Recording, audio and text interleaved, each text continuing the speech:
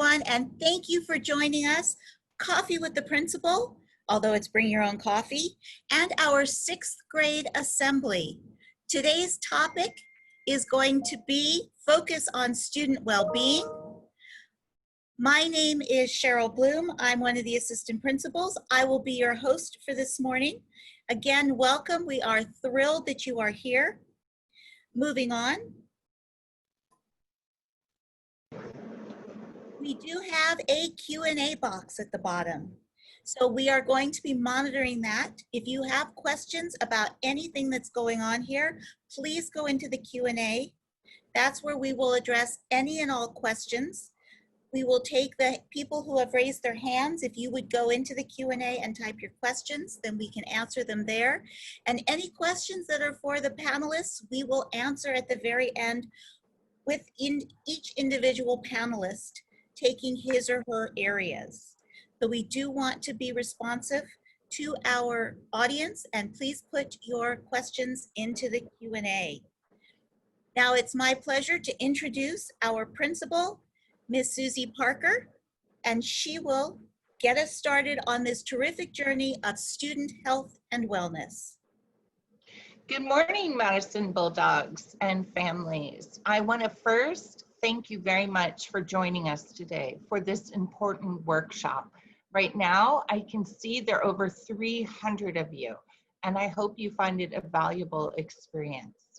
We've invited experts from student health, from Department of Mental Health, from Restorative Practices, and from LA School Police today to talk to us about one of the most important themes that's affecting us during the pandemic, and that's our health and safety.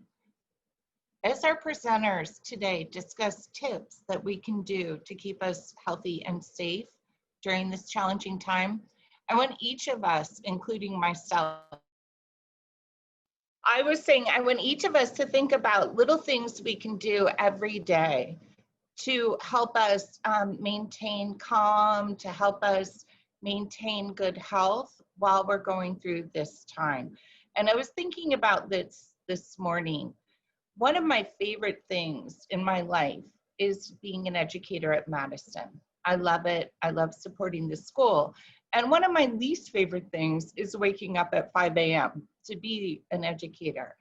So what I do every morning is I take time each morning to have a cup of tea on my balcony and to photograph the sunrise. So I have to say, I have probably thousands of pictures of the sunrise. This was the sunrise this morning. And what it helps me do is remember that regardless of the challenges I may face each day, that there's something beautiful out there to look forward to. And I encourage each of us to think as we listen today to what are those little habits and mindfulness practices that we do each day to help us keep going. It's my pleasure now to present our first guest speaker, Miss Brenda James, who we are honored to have as our school nurse. Thank you for joining us, Miss James. Hi, hello. My name is Brenda James, and I'm the school nurse here at Madison Middle School. And I will be speaking to you about maintaining health and wellness at home during the COVID pandemic. The Center for Disease Control created this model of wellness for individuals.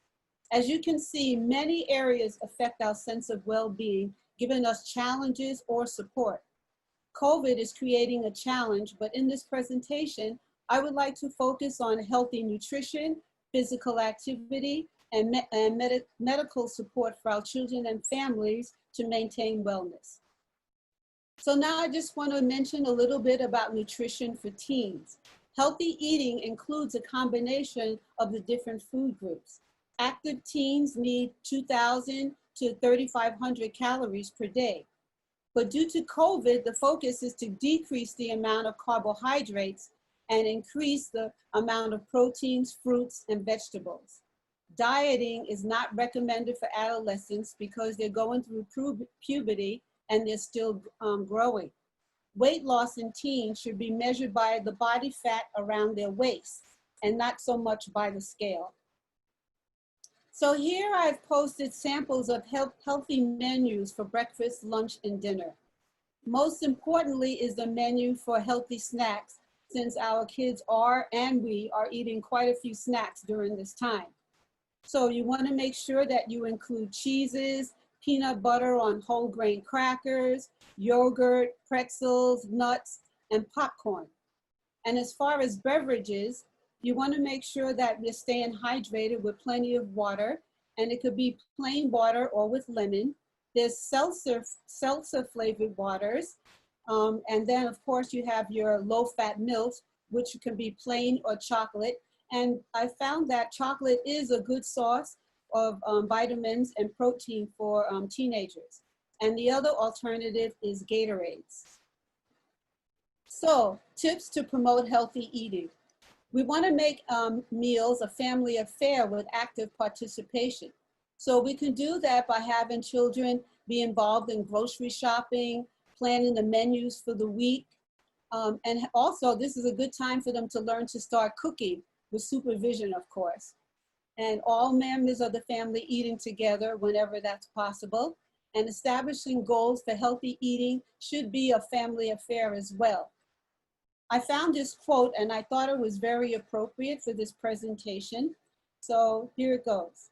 The number of those who report that their whole family usually eats dinner together has declined 33%.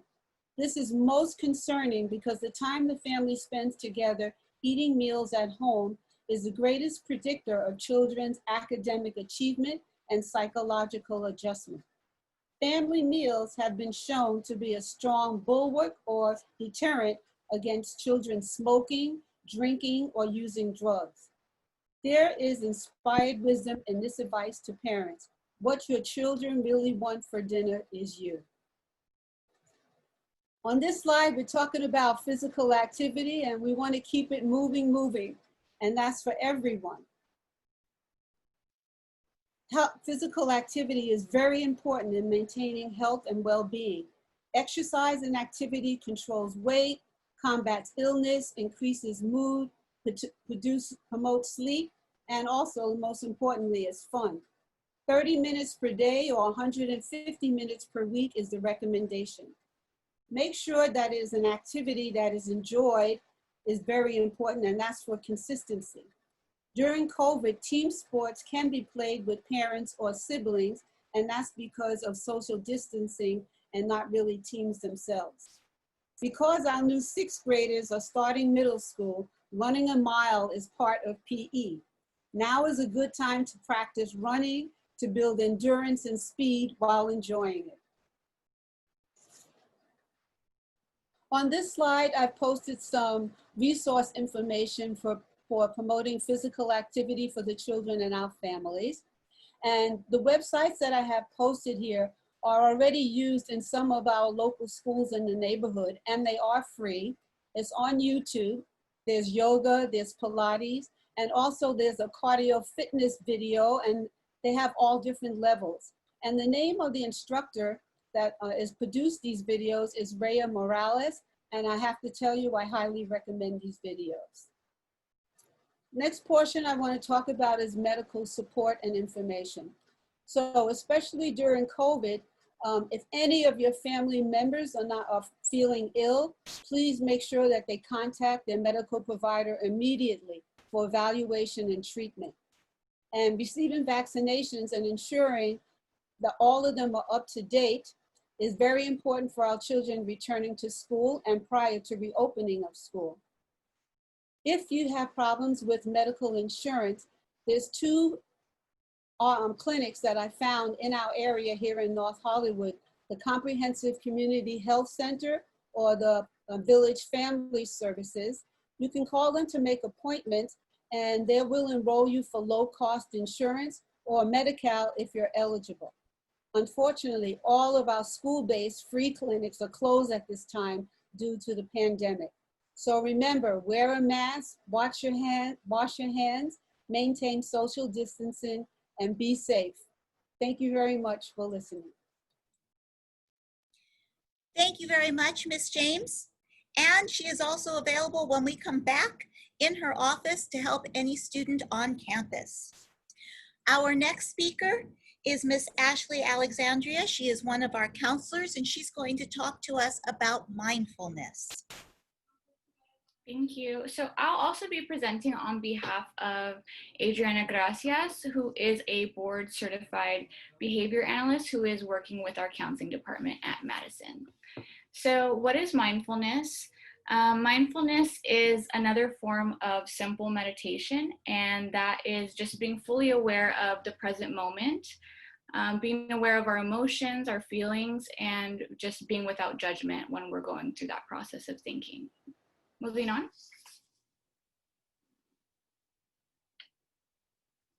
So it's important that we also do or have these emotional check-ins with ourselves, and that just helps us calm down and just think of what are we feeling. So being that there are stressors going on at home, outside of the home, it's important to check in to see, are we anxious? Are we fearful? Are we sad? And then just be in touch with your emotions to see how to move on from there.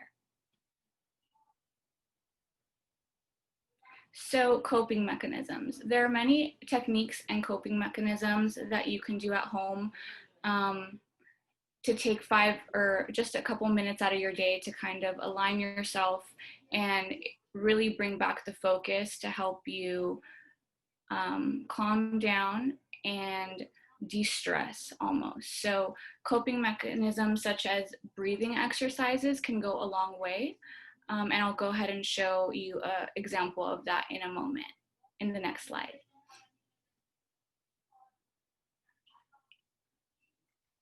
So techniques. Techniques, again, could include breath work, a body scan, sounds, taking a simple walk outside, even if it's around your yard for 5 minutes, positive affirmations, and then just reflections. So personally, for reflections, I like to journal my thoughts at the end of the day. If you're feeling overwhelmed or stressed, that's a big help. And again, it's just a couple minutes away from everything else going on at home to kind of align yourself.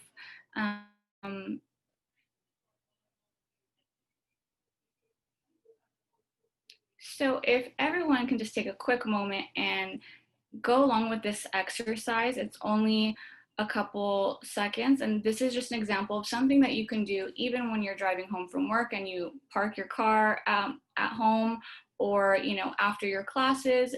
It's just something, again, to help you relax, focus, and de-stress.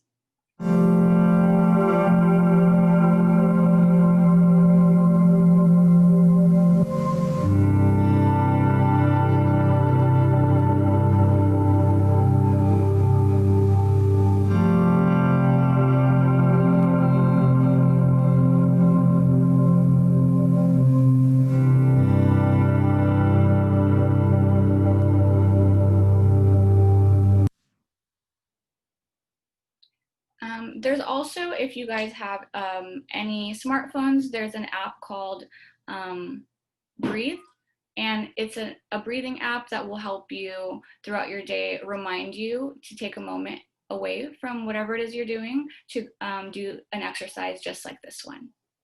Thank you. Thank you very much, Miss Alexandria. We appreciate all of those tips. Now, once we have de-stressed and we are in a mindful state of being, we're going to turn to Miss Goodhart, who is our PSW. PSW stands for Psychiatric Social Worker, and she's the one who really helps our students, she and her interns, with their mental health. So let's introduce Miss Goodhart. Good morning, everybody. Thank you. I'm glad to be with you today. And I really appreciate the box breathing this morning, Ashley, even that little snippet, because I kind of needed it to settle myself before presenting to you all. So as Ms. Bloom said, my name is Mrs. Goodhart. I have several MSW interns, work at Madison Middle School, and we provide social emotional counseling to our students that have been referred by staff and and parents have given consent for, to help them navigate things when their normal coping mechanisms aren't quite where they need to be to navigate a current situation. So, but I'm happy to be with you today to kind of talk to everybody. Besides mindfulness, another really useful tool to have and to build during this time is resiliency. And resilience is the ability of an individual to function competently in the face of adversity or stress. An adolescent who is resilient is likely to enter their adulthood with a good chance of coping well, even if they've experienced difficult circumstances in life. If we could begin this short video, that'll kind of illustrate some of this. Have you ever heard people say, think positive, get your head in the game, have a healthy attitude? What does it even mean? To explain, let's take something we all know, like a phone. They're getting smarter, just like you. And as the adverts keep telling us, everything about them is connected. Which is true, everything is connected. Your physical, your mental, and your emotional health and well-being. All of them affecting each other and affecting you. Life's about finding balance. But how do we even do that? Well, the first bit's obvious. You've got to have charge. Sleep is essential for your body and brain to rest, regulate, and repair.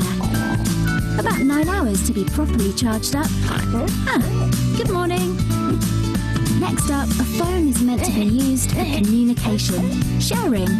Sharing and talking helps staying connected. We're the same. Life's so much better when we're connected to our friends, family, and community. Your attitude will also improve when you learn and achieve new things. Set yourself a goal. Be faster, jump higher, expand your grasp of a new subject, or master the art of pancake flipping. There you go. You'll surprise yourself with what you can do and a feeling of reaching your goal, like the tastiest pancakes. When it comes to emotions, don't repress it, express it. Get creative and explore those feelings through art, music, whatever. If it all gets too much, remember to be present in the moment. Shut off the what ifs and distractions. Take some time to just be. So when you put it all together, getting in charge, staying connected, setting goals, expressing yourself, and knowing when to take time out, you'll find that you're a lot more protected against the bumps and knocks of life. So you can carry on being awesome.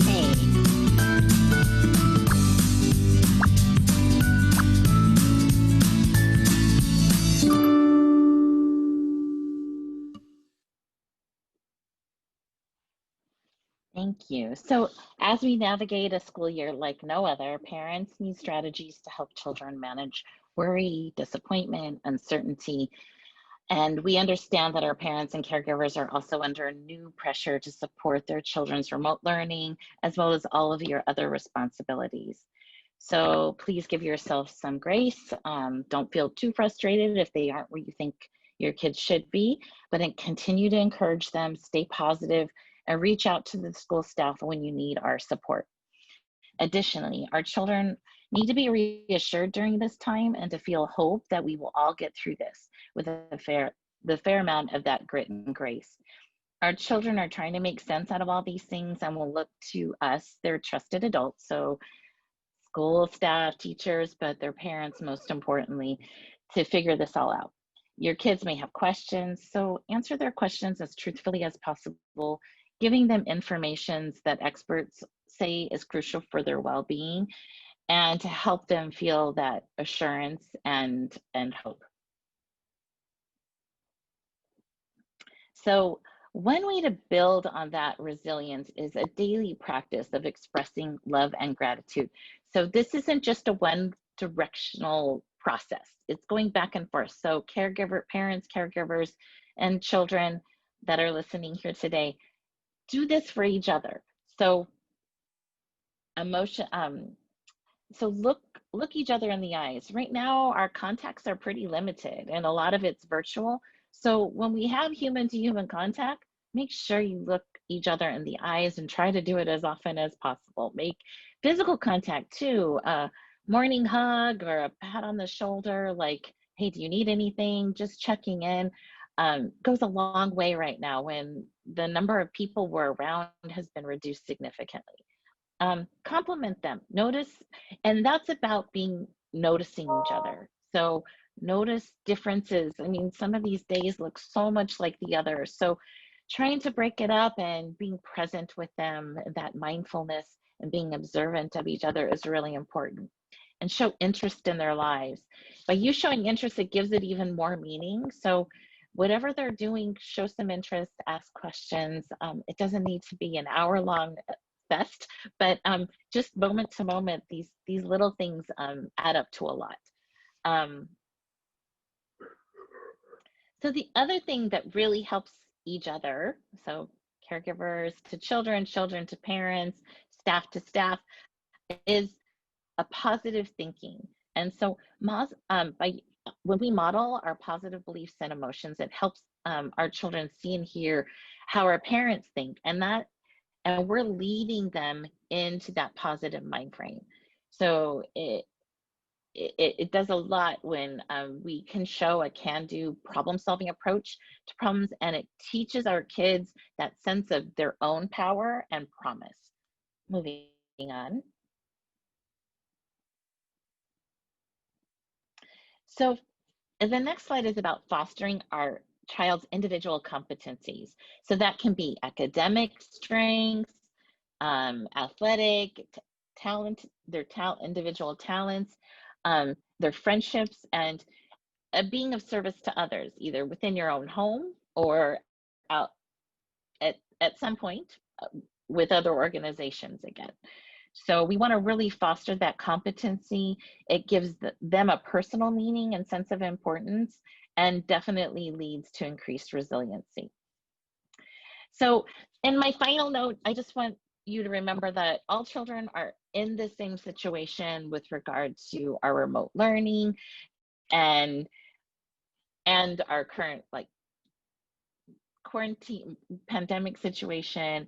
So don't feel too frustrated if they aren't where you think they should be right now. Please encourage them to stay positive. Reach out to us if you have need any additional support, whether that be academic, social, emotional, health, and safety. Whatever you think your child needs, we will be happy to connect you. Thank you. Thank you very much, Ms. Goodhart. And in continuing on that theme, if you do need more support, we have a partnership with the San Fernando Valley Community Mental Health Center. And so we are going to hear right now from Ernesto Peraza about the services that they offer. Mr. Peraza? Thank you. Thank you very much. Yes, thank you for having me. It's a pleasure to be here. And I'm going to talk a little bit about what services we provide and how to access them. Like Ms. Bloom said, I work for San Fernando Valley Community Mental Health Center. I am the clinical supervisor for the Youth Contact School-Based Program. We are a field-based program designed to provide mental health services to children and families. I want to really emphasize families, right? Because the services that we provide are not, the mental health services that we provide are not only for the child, but they are for the entire family. At this time, all the services that we are providing are through Zoom or telephone. Some of the services that we provide include individual, group, and family therapy, parent training and support, education, case management linkage, psychiatric and medication support services. We have 2 amazing doctors that are with us twice a week.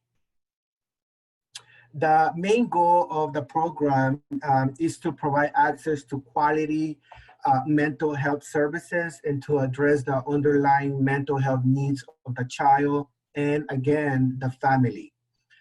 We accomplish this goal by providing family-focused, culturally sensitive, and strength-based services that assist with achieving and maintaining mental health wellness and resiliency. In order to be able to access our services, the student needs to be between 5 and 18 years old. They need to have Medi-Cal. They need to live in the San Fernando Valley. They need to be dealing with serious emotional problems and experiencing significant difficulties at the school, the home, or the community. So how do those difficulties look, right? We might be wondering, how do I know when it's time for me to talk to the counselor? Well, in my opinion, like if the student is experiencing isolation, significant irritability, poor sleep, daily anxiety, crying spells, depression, sadness, under or overeating, then I would suggest to parents to definitely talk to the school counselor and inquire a little bit more about what other supports the school has, including our service, obviously. I want to point something out. So if the student does not have Medi-Cal, that's okay. We can still provide services. We have a special funding that allows us to provide services to students who don't have Medi-Cal. So again, just reach out to me, reach out to the school counselor and counselors, and we'll get the support that you need. The important, if you get anything out of my presentation, is that if you need support, please reach out, right? Especially around this time, we need to really have a voice and seek the support that we need. In order to access our services, we do need caregiver participation, especially at the beginning of services. We need to meet one time per week for about 4 weeks. After the assessment is done, then we do require additional caregiver participation. For middle school children, I would say maybe twice per month at the minimum.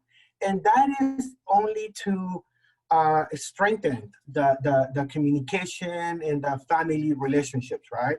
So during those times that we meet together, we provide family therapy and additional parent training and support, collateral linkage, everything that I talked about at the beginning.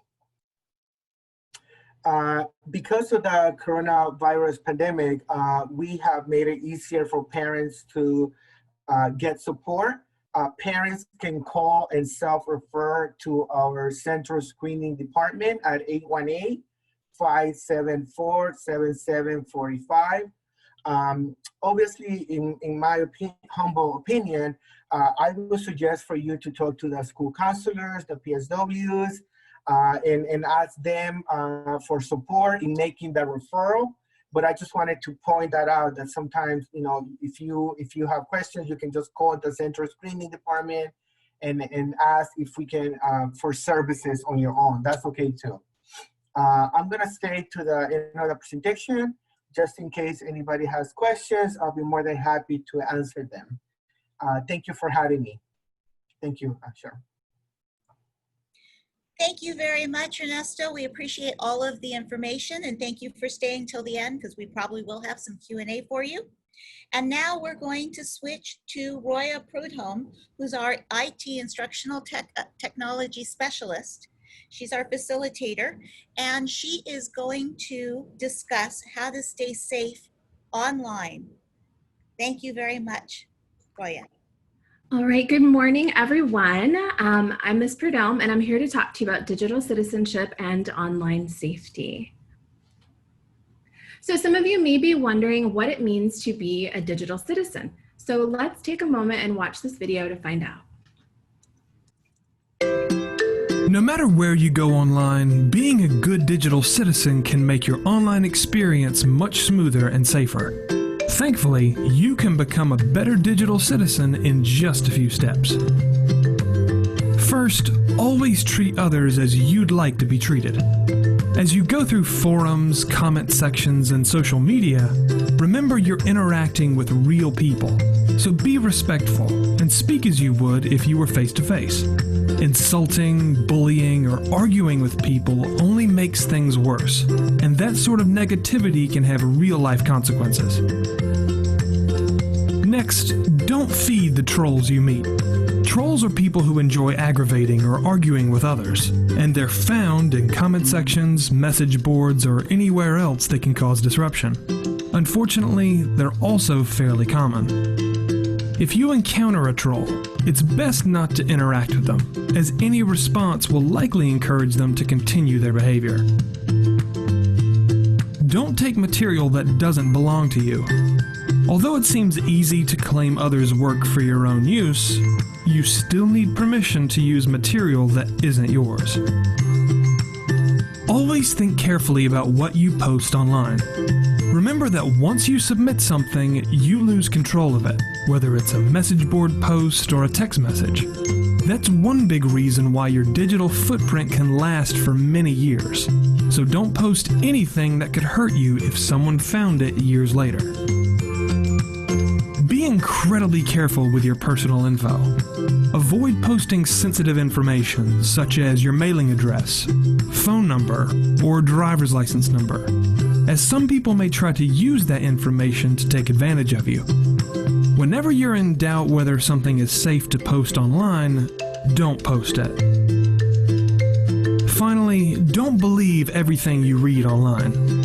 Always take the time to investigate claims and confirm their reliability, especially if they seem extraordinary. That also means you shouldn't share unconfirmed info on social media, or else you could be spreading misinformation. Essentially, being a good digital citizen means you're respectful and safe wherever you go online. So I hope when you watch the video, GCF Global. I hope when you watch the video, you were able to recognize some of the things that you were already doing to be a good digital citizen. Moving on. One thing that I want to remind you of is that being a good digital citizen is something that you promised to do when you signed the district's responsible use policy. Now, this slide doesn't have everything that you agreed to, but it does have a few very important items here. So the first thing is you promised to practice positive digital citizenship. You also said that you would be responsible for treating others with respect and dignity, and that you would be responsible for your verbal, written, and artistic expression. So please keep that in mind, that being a good digital citizen is not just an option, it's a responsibility. So one of the questions that I get a lot is, how do we deal with cyberbullying and mean online behavior? So the first thing that I want to tell you to do is block and report. If you are dealing with a cyberbully, definitely do that first. Also take screenshots, save any messages or text threads so that you have evidence to show what is happening, and absolutely tell a trusted adult. Another way that you can deal with cyberbullying is by being an upstander. Being an upstander means that you are going to confront the bully and tell them what they are doing is not okay. You can also stop cyberbullying by being an ally. Support someone you see that is being cyberbullied. Let them know that you care and you know that what is happening is not right. Okay, so now that you've had an opportunity to learn more about digital citizenship, let's do an activity to see the ways that we can respond to some difficult situations. So let's take a look at the slide here. So could digital citizens make smart decisions about online behavior? How would you respond to the following? On the right-hand side, you can see icons. The first one is to be an upstander, so to stand up and confront the bully. The next thing that you can do is you can block and report the behavior. And lastly, you can also tell an adult. So when we see the next slide, you'll be able to choose one or even all three of these as a way to respond to the situation. Let's get started. So the first scenario, one of your classmates uses another classmate's picture as a meme and makes fun of them on social media. How would you respond? I'll give you a second to think. And remember, you can choose all three, or you can choose just one or two. It's up to you. In this scenario, definitely be an upstander. Let them know that what they're doing is not right, and be there for the student that is being made fun of. Absolutely block and report the behavior, and definitely tell an adult. Let's look at the next one. You thought the video you posted was cool, but so many people are making fun of you in the comments. How would you respond? In this situation, it's probably best not to engage with those that are cyberbullying. However, definitely block and report the comments and absolutely tell a trusted adult. You see a classmate making racist comments online. How would you respond? I'll give you a moment to think about that one. If you see someone making racist comments online, absolutely be an upstander. Definitely tell them what they are doing is wrong, and also block and report the behavior. And you absolutely should tell an adult. All right, so the next one says, an anonymous person is sending threatening messages to you on an app. How would you respond to this situation? I'll give you a moment to think about your response.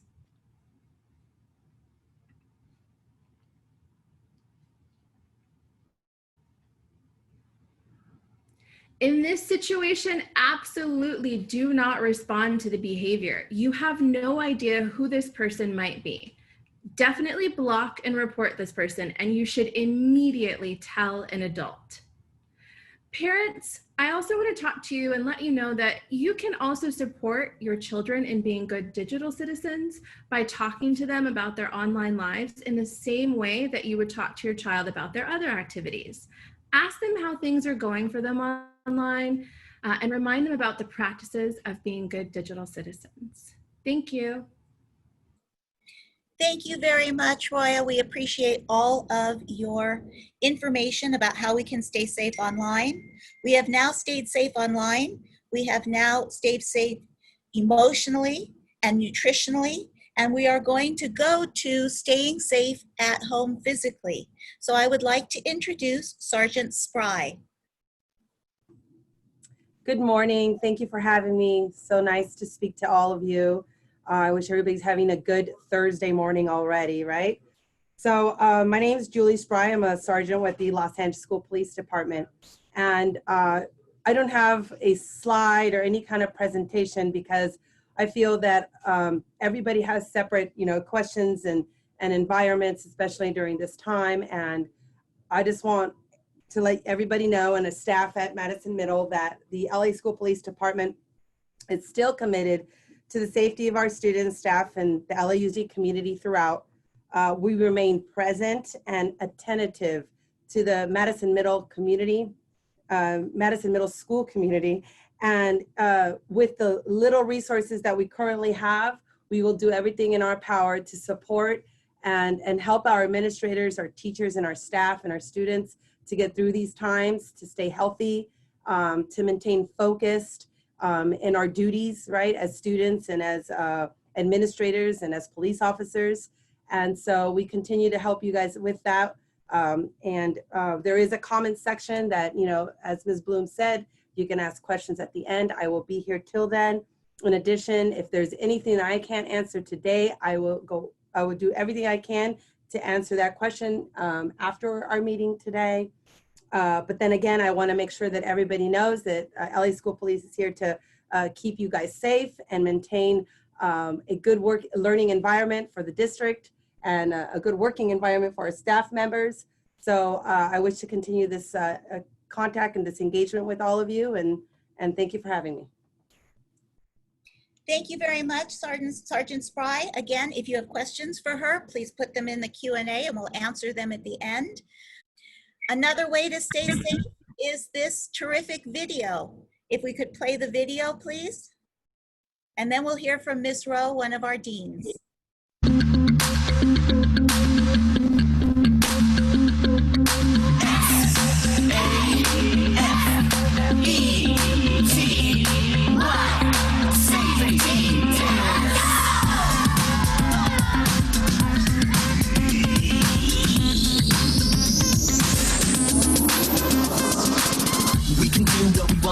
With the adults in charge, but no, if we want to get in a car to play at the park, check first before we go. I said you can go where you want to, but don't leave your friends behind. Cause when you take a friend, there's someone to depend on. Take one every time, and we can dance, and we can sing,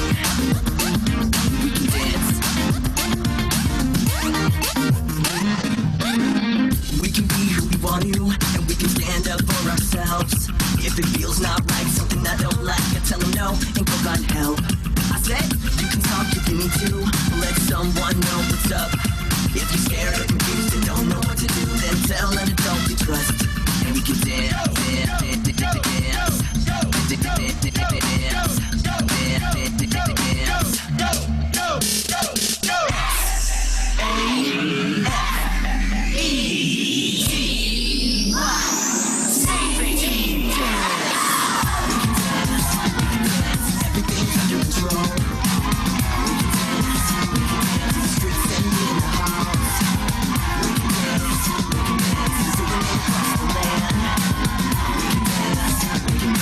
everybody's doing the dance. Now I know the 4 rules of the safety dance. First I always check first with my guardian. And number 2, ooh, I know what to do. If I'm going anywhere, I take a friend like you. I got kid smarts, and I can tell them no. I stand up to anyone making me uncomfortable. And you can bet that when I'm feeling upset, I can tell my trusted adult what's up. What's up? We can dance, everything's under control. We can dance in the streets and in the halls. We can dance, everything's under control. We can dance in the streets and in the halls. We can dance, they're doing it across the land. We can dance, everybody's doing the dance. It's the safety dance.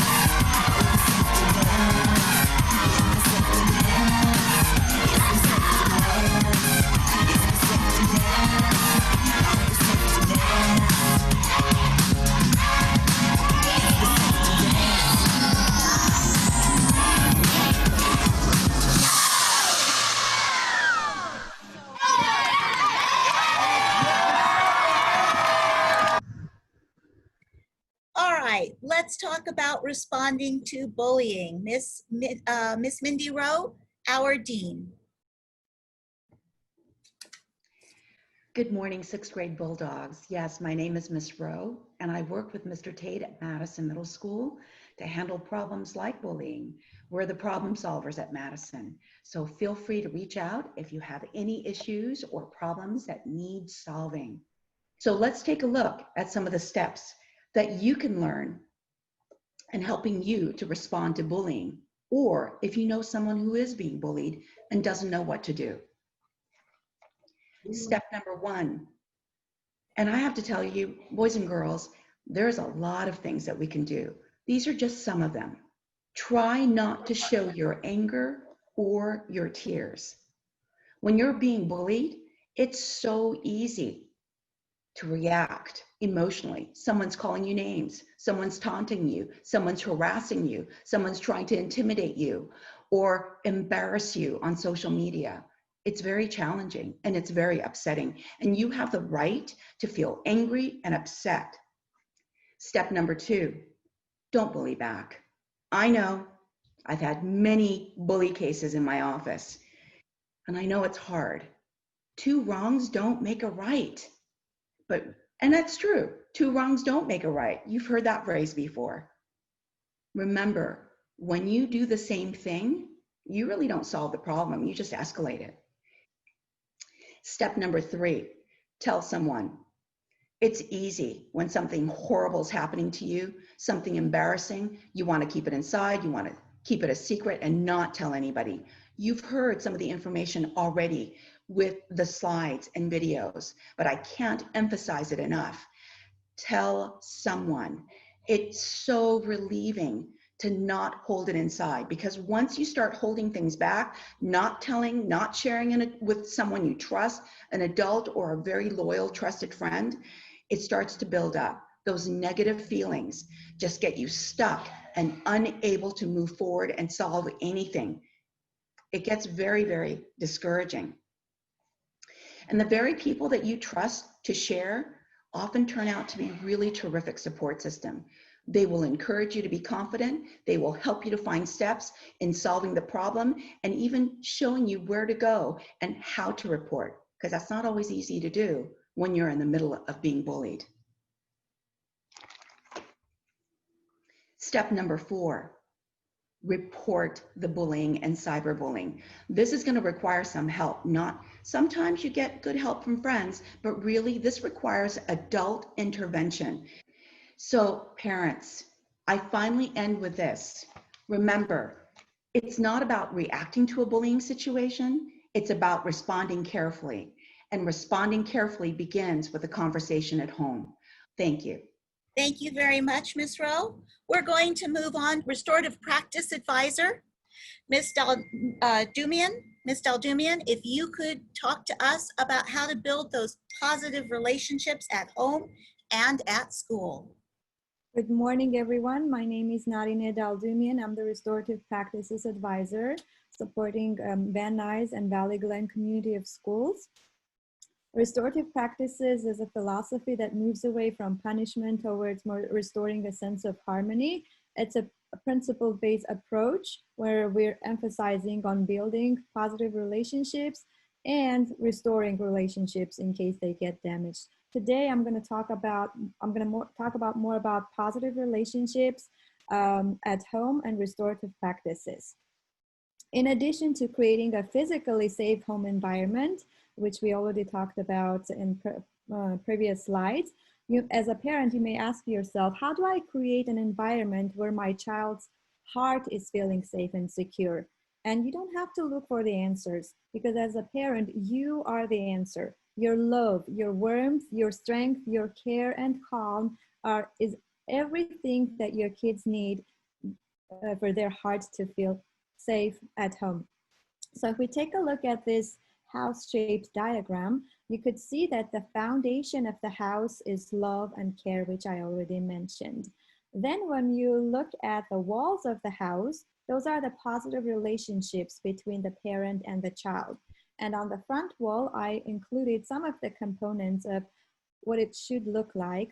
And one of them on the bottom says setting parent goals. You may have so many of them, but I think one of the most important ones should be educating your child's heart. I'm sure as a parent, you want your children to be kind and caring, honest and responsible and so on.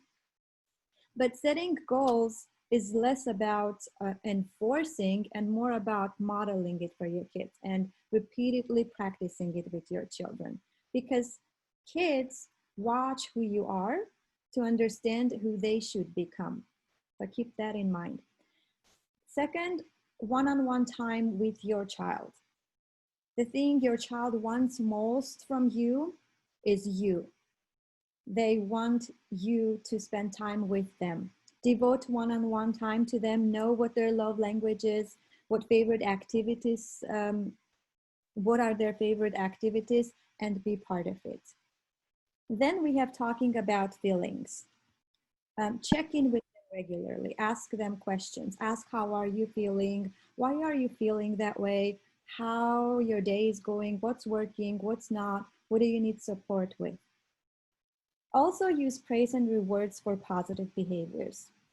Catch them doing something wrong, something right, something good, and praise them right at that moment. Speak to them as if they're the wisest, the kindest, and magical humans on the earth. For what they believe is what they will become.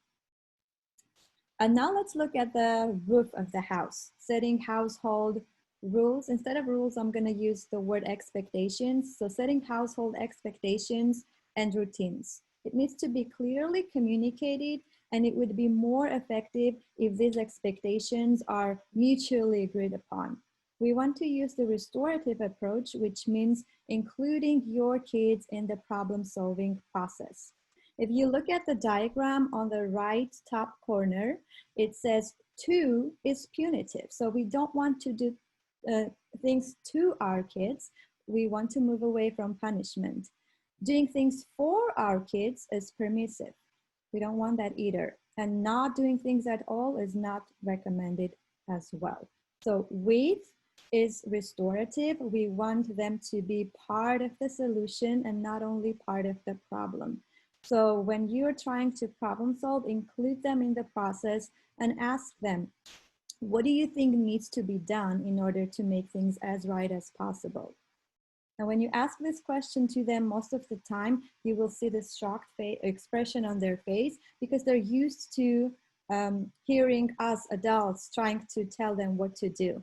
And now that you want them to come up with a solution, they get surprised, but believe it or not, they come up with very interesting solutions. So make sure to include them in this problem-solving process. Last but not least, on this slide, I want to talk about the I messages or affective statements that we use in restorative practices. It's basically an expression of feelings and emotions, and it provides a structure to reinforce the desired behavior. So basically, if you can look at it, it says, I feel blank when you blank, because blank, can you please blank? So, and for instance, as a child, as a parent, when you see that your child is frustrated or upset, validate the feeling. Say, I see that you're upset, and help them use this affective statement.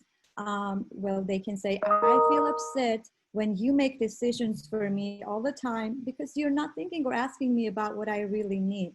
Can you please give me an opportunity to share my opinion while making decisions? So using the statements, you know how they're feeling, when they're feeling that way, what's the reason they're feeling that way, and they're telling you how to help them not to feel the way that they're feeling. And as parent, you can use I messages as well to let them know how you feel about their behavior and what do you want from them. What is your desire? What is the desired behavior that you want from them? So here on the slide, this is the emotional cup, and every child has a cup that needs to be filled. You can see on the right and left sides what fills a child's cup: friendship, one-on-one time, love and affection, connection, which I already talked about in the previous one. And on the right side, it tells you what empties the cup. Stress and strain is one of the example, loneliness and isolation, yelling and punishment.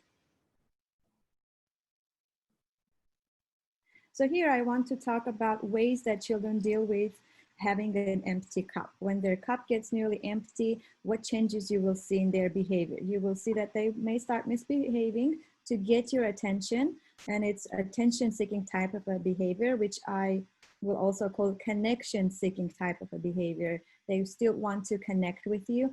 It will seem as if they want to fight or compete for every refill.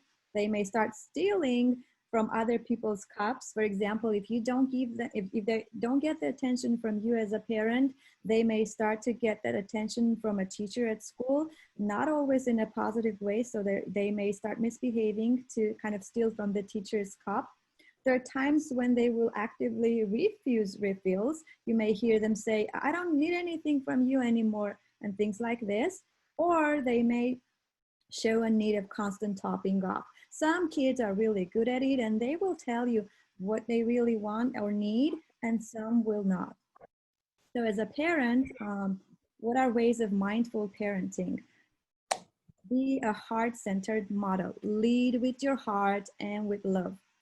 Put the relationship first. Again, foster connections, show compassion, be there for your kids and be there with them. Communicate empathy. Empathy is not something that can be enforced. They will choose it naturally when you constantly model it. Be curious and be aware. Ask questions. Where is my child? Who is he or she with? What are they doing? And this is not about control. It's more about guidance so that you know how to better guide your kids. And encourage them to ask questions as well. Listen to your child. As parents, when we listen to them, we try to fix them, but please listen without fixing. Kids don't open up unless we offer them an attentive ear and a wide open accepting space. Make peace with imperfection. Again, we want our kids to be perfect, but as parents, are we perfect ourselves? No. So kids are already extraordinary in their imperfect ordinariness. And my last sentence would be that our kids need us to fill their cup up, but you cannot, as a parent, pour from an empty cup. So self-care is a necessity. Take a good care of yourselves and your kids. Thank you. Thank you very much. Those are great restorative practices. Now, a great way to do well in school is to be here every day. So we have Meg Taylor, our PSA, that's Pupil Services Counselor. She works with attendance. Hello, everyone. I'm Meg Taylor, Pupil Services and Attendance Counselor. Let me jump quickly into what attendance during distance learning means and looks like. It is basically the same as it has been for in-person learning, except now instead of physically sitting in front of the teachers, students need to be logged on to Schoology to be marked present. When absent or not logged on to Schoology, the same procedure of informing the attendance office applies with a reason as to why the student is absent and their return date. So let's talk about what we mean by actively engaged and participating to determine participation in attendance. That means the student logs into the digital learning platform daily. This is how attendance is taken. Has less than 7 days of absences total for the whole school year. That's the magic number. It's 7 or less for the whole school year. Attends synchronous learning video conference sessions and communicates with teachers. Student actively participates in learning. That means they're completing assignments and they're turning them in, and you can check this on Schoology parents. Interacts appropriately during synchronous learning video conferences sessions, meaning not having behavioral issues while they're logged on, and asks questions and requests support from teachers. Parent support has always been key in encouraging students' positive participation and academic success, but during these times, it is even more important to be involved in your child's education. So ask them questions frequently. Be an active listener to what they're reporting back to you. Log on to the parent portal and Schoology to monitor students' participation in classes. This is where you see if your student is actually turning in the work and what their assignments have been. Visit the school's website frequently for events info like this meeting that we're having now. Read emails from the teachers. I know you guys get bombarded with a lot of emails from the school, but if it's from the teacher, please open it up and respond appropriately. Reach out to the teachers or other school staff if you believe your child needs additional help and support. And please call the school if the student will be absent with a reason for the absence, and like I said before, with a return date. Here's more ways to support your child during distance learning. So this is also true for us adults working from home. I know for me, I need to have this happen so I can actually work. So structure a designated workspace with appropriate supplies on hand, ready to go. Charge devices and have hotspot ready the night before. Know which classes are in session on each day. Have water and quick snacks ready so they're not finding reasons to keep going to the kitchen and slide away from their learning time. Encourage use of our Madison Agenda Planner that all students receive to help your child stay organized and on task. Have textbooks and other written materials out for use and ready to go. And lastly, please always remember we're here to support you during this time. Please reach out to us so we can all work towards helping your child have a successful and rewarding school year. Please stay safe, and thank you so much for your time. Thank you very much, Ms. Taylor, for all of that important attendance information. And we have our last presentation. We're going to hear from our 6th grade counselor, who is Ms. Michaels. And first, we're going to start with Ms. Altunian, who is the assistant principal in charge of counseling, so that we can finish with how you can get your help now, physically, emotionally, etc., now academically. Yes, so last but not least, we have the counseling department. I'm Ms. Altunian, the assistant principal in secondary counseling services.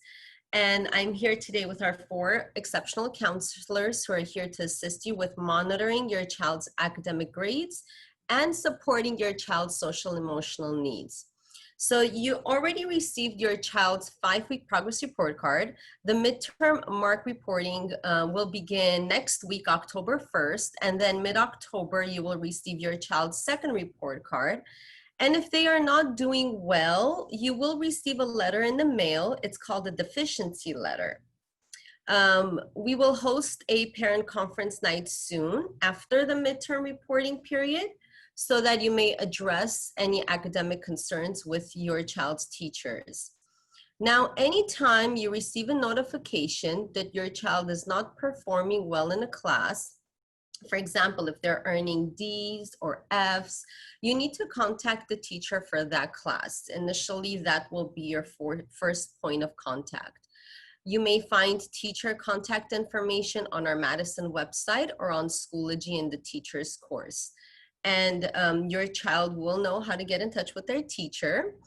So you can have them help you with that. If your concerns don't get resolved by contacting the teachers, or if your child is receiving too many low grades, please contact your child's counselor. We have 2 6th grade counselors. One of them you will hear from our amazing Miss Julie Michaels. She is the 6th grade counselor. And then we also have Miss Mendoza. She's amazing as well. And she is taking care of your children who are English learners. So, and she takes care of students who are 6th, 7th, and 8th grade students. And I encourage you to attain access to the parent portal if you haven't done so already, and to monitor your child's Schoology account. That's where you can get the most up-to-date grades on Schoology. So please make sure you can access that. So if you see that your child is not passing classes or attaining the desired grades, then they may do some extra work instead of playing video games and, you know, spending too much time on social media. Have them practice some work like, let's say 20 extra minutes of math every day, or 20 extra minutes of English, whatever their need is, whatever they need to practice more of. And many of our teachers utilize many programs. One of the best programs that majority of our teachers use is iExcel. So if your child is struggling in math, then they may practice their math skills on iExcel, or watch a review, reteaching lesson on Khan Academy. And your children are aware of all these programs that the teachers use. These are just 2 of many programs available, and every teacher they use a variety of them, and it's important to communicate with the teachers to determine the best options for your child. So all our faculty and staff, as mentioned before, are available by email, telephone. They have Google Voices and live Zoom sessions. So contact information, again, is available on Madison's website and on Schoology. And now it is my greatest pleasure to present to you Ms. Julie Michaels. Thank you, Ms. Altunian. Good morning. I'm so excited to be here with you and have the chance to say a very quick hello, but have it be meaningful nonetheless. I'm so happy to be here with you. So I just wanted to very quickly let you know that I myself am a new 6th grade parent as well. I don't know if you're all new 6th grade parents or if you've had other 6th graders, but I know we've had a lot of amazing information today, and it's there has been so much support given to you. We are here. Please contact us if you need anything. I'm also coming to you all as a parent. So I just wanted to let you know that I'm really in this with you as well. And I understand a lot of what's going on, you know, with having a 6th grader virtually transition to middle school. I mean, it's one thing definitely to have students be virtual and getting to, you know that this year, especially starting the year again, but also 6th grade is a huge transition, and it's a great one, and it's exciting, and it's fun and rewarding, but it's a transition. And so I just wanted to let you know that I understand, and to please reach out to me, even if you just need someone to say, I get it. And I know I've spoken to some of you already about that, and sometimes we just need another person to really just say, I understand. This is a big transition, and it's virtual. I know we've already, a lot of this I know you've already heard, but organization is key. And again, I've learned that not only as a school employee, but also as a parent to a 6th grader. Setting alarms for class, we learned this the hard way. My daughter was trying to get to each class and do work in between, and would sometimes realize she had missed the beginning of a class. And so we realized, oh my gosh, there are no bells here. So we set alarms for every single start of her class. And now if you sit in our house, you hear duck alarms going off, you hear sonar alarms going off. We're sounding the alarms so that she knows when to get on. And that's just something that, you know, you wouldn't necessarily have thought of, but an important organizational tool that we learned as well. A designated place for books and notebooks, obviously, just somewhere where they can maybe keep them all together so they don't end up sprawled around the house, which I know happens sometimes as well. A planner, organizer, you know, just something where they can write down their assignments, maybe that has a daily, keeping track of, you know, daily and hourly periods and assignments. Their device is being fully charged. Again, coming to you as a parent on this one, tucking the girls into bed and saying, oh my gosh, why isn't your Chromebook charged or charging? So just those little reminders as parents. I get it, it gets hectic. You're doing a million things. At the end of the day, you want to relax because you've all been together for a lot of the day. Just check the Chromebook, check their schedule, just little things that I understand sometimes are easy to just kind of, oh no, you know, overlook or accidentally forget. I've been there. Okay, so schedule breaks, you know, and I know that's been talked about already. It's sometimes easier said than done. So I just want to be real with all of you and have you understand that we get it. We know that it's very easy to say, make sure they're scheduling breaks, make sure you have a healthy snack, make sure, and we all need that and want that. But you can't, I don't think that we can hear it enough. So getting up from their seat, getting a healthy snack, outside, fresh air if possible, just walking outside, any kind of physical activity just to get them up and moving away from their desk, okay? Asking for help, I think we've talked so much about this today, so please contact us if you need anything. Again, I can help get you in touch with teachers if you're having trouble, anything going on, even if it's just you know who to get in touch with and it isn't me, but you're having trouble getting in touch with them, please let me help you. So thank you so much for your time today, and I hope I get to talk to you and see you all soon. Thank you very much, Ms. Michaels. And we're going to allow a good minute for everybody in case you're interested in any questions we haven't answered yet. We've been answering them as they've come up in the Q&A. If there's any general questions that you have, please put them into the Q&A right now. One thing we'd like to clarify, and this is for Ernesto, we had some questions about Medi-Cal and private insurance. So if you're still here. I'm here. Excellent. Would you just clarify what kind of insurance you take? Okay, so Medi-Cal, we take Medi-Cal, and students with no insurance. If they have private insurance, for example, Kaiser, Anthem, through, so it's private insurance through the parents' work, let's say, then they need to go through their insurance carrier. I hope that I answered the question. Yes, thank you very much. Now, we don't have any open questions, so we will have a final goodbye from our principal, Ms. Parker.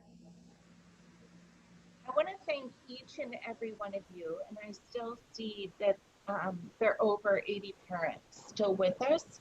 So if you have questions, feel free to reach out to us at any time. And I want to thank all of our participants today. The information was very valuable. Our health and wellness and safety is an ongoing effort each day. And I want to let you know that each of us is here to help navigate your work with your students and your health and welfare with your families.